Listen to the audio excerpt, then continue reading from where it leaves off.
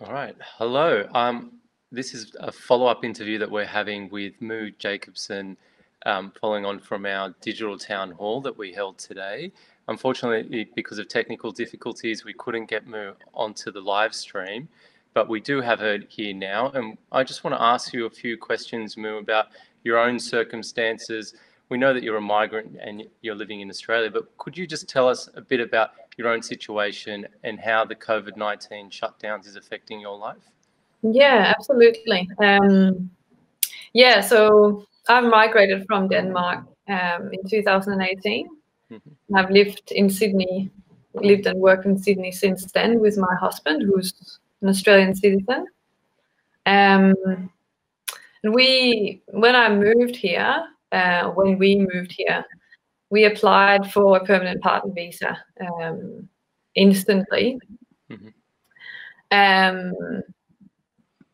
Yeah, and we paid the $7,000 for that, and now that visa is in process of being decided. So I'm on a bridging visa, so on a temporary kind of migrant position at the moment until that decision has been made, and it'll probably take at least 4 years, as far as I can see, before I'll be considered a permanent resident. So I guess my job situation has been that I've been working casually in retail as a job assistant until a few weeks ago. Due to this COVID-19, I was stood down on the 27th of March. So that means that I have instantly no income, and we kind of lost 40% of our total household income from that. Yeah, right. So that means that at the moment we're paying, like, rent makes around 65% of our total income. So that means we have less than $300 per week to spend after rent, and we've had to cut down like our food budget with like 50% just instantly because I'm not working anymore, and I'm not eligible for any social security support through Centrelink because I'm on a bridging visa, which is which doesn't give me any access. Doesn't give me access to JobKeeper, job seeker payment either. So the government has said that temporary migrants like you should just return home, and they should ask their own home country for support rather than the Australian government. Is that a realistic option for you, to go home, or to go? This is your home, isn't it? Well, I've applied. First of all, I think I've applied to become a permanent resident, which means that paying $7,000 means that I intend to stay here and live here permanently with my family. I guess what happened in my case is also that if I do want to go back to Denmark and to where I'm a citizen, I've lost my eligibility for any social security support there too. I couldn't get that instantly. It would take at least a year probably to be eligible for any support there. So we would be completely reliant on family and friends, because none of us would have work if we had to move without planning. So it's not really an option that's financially sustainable for us to do, as far as I can see. It's better for us to stay here because we at least have one income to rely on. Yeah. And so what message would you want to say to Scott Morrison and the rest of the government about what they're doing with this JobKeeper allowance that they're going to introduce legislation for tomorrow? What do you think they should consider when it comes to temporary migrants and that allowance? Well, I mean, I can explain what kind of difference it would make to us Sure. if I would be eligible for either one of them, like JobKeeper or job seeker payments. Like, I guess it would mean for us that we would be able to not have to cut down on our food budget. First of all, it would mean that we would absolutely not have a problem with keeping the house that we live in, and we're just renting.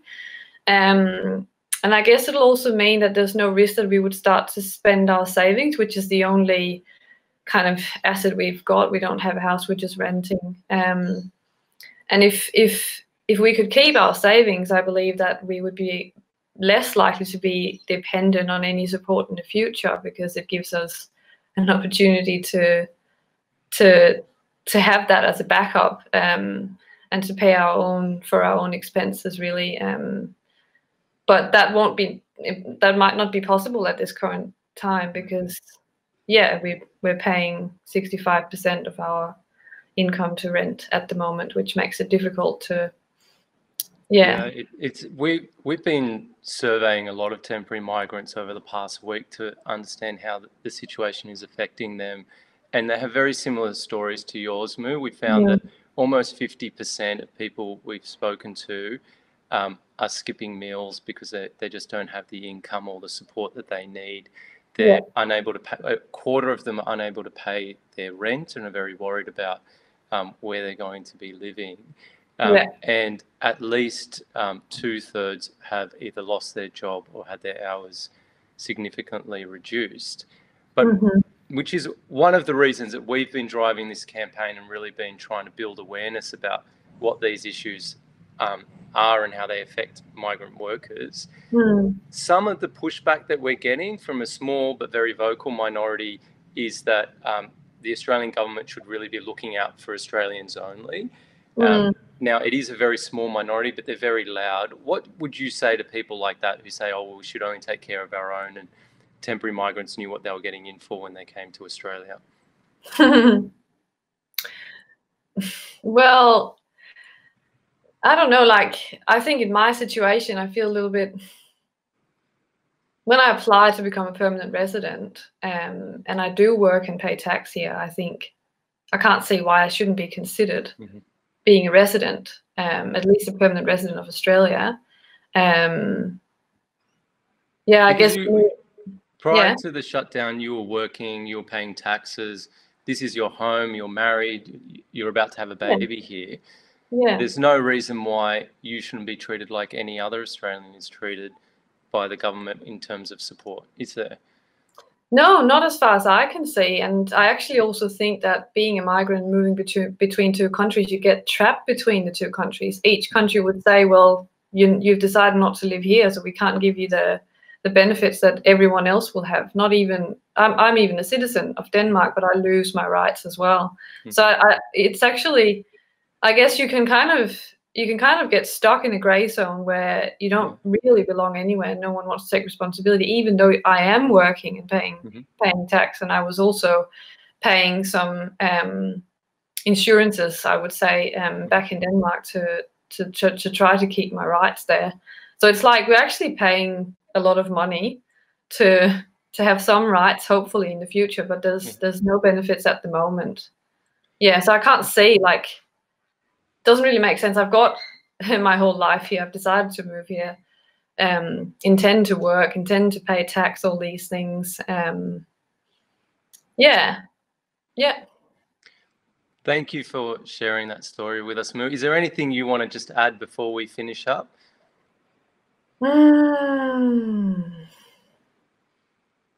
Well, I guess there is another element to all this, like the distress that you become under when you're financially poor, which I would consider us at the moment. I just don't think long term it does anything good for anyone, and it would also, it's just so much more likely that I'll be able to pick up a really okay job if I'm in a good position while I'm unemployed, and that I think will benefit anyone, not only my family but anyone. I'll be more independent. I guess that's kind of like the more softer effects of all these things, which I think should be considered as well. That if you do look after people who intend to live and serve the country, then it's more likely that we'll be able to do that too and do the same back, really. That's a really good point, definitely. If you're watching out there and you want to get involved and you want to increase awareness of what's going on, and you believe that, like we do, that all workers in Australia deserve access to the JobKeeper allowance, including temporary migrants, and we also need to expand the job seeker allowance to support temporary migrants, there's a number of things that we're asking you to do, and it's really urgent that you do them today, because the legislation is going into Parliament tomorrow. So the first thing that we'd like you to do is to click on the link here and sign our petition so that we can get as many signatories as possible to send the message to the government that this is an issue that many people care about. The second thing is we're asking that you call your MP, your local MP or a Liberal MP, and you tell them, either if you are a temporary migrant, your own story and why this is important to you.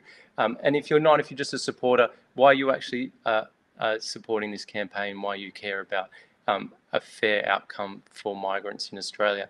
And the third thing we're asking is if you are a temporary migrant, we'd really like you to share your story, just like Moo has done today. Take a video of yourself, write it onto Twitter. There are a number of hashtags that are coming up underneath the screen.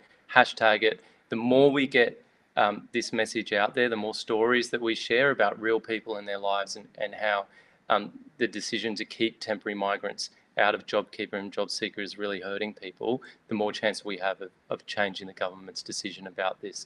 Thank you for watching. I'm Thomas Costa. I'm Assistant Secretary of Unions New South Wales. We're going to continue campaigning. Whether we're successful tomorrow or not, we will continue to campaign. And I'd just like to thank you, Moo Jakobsen, for sharing your story with us today. Thank you very much. Of course.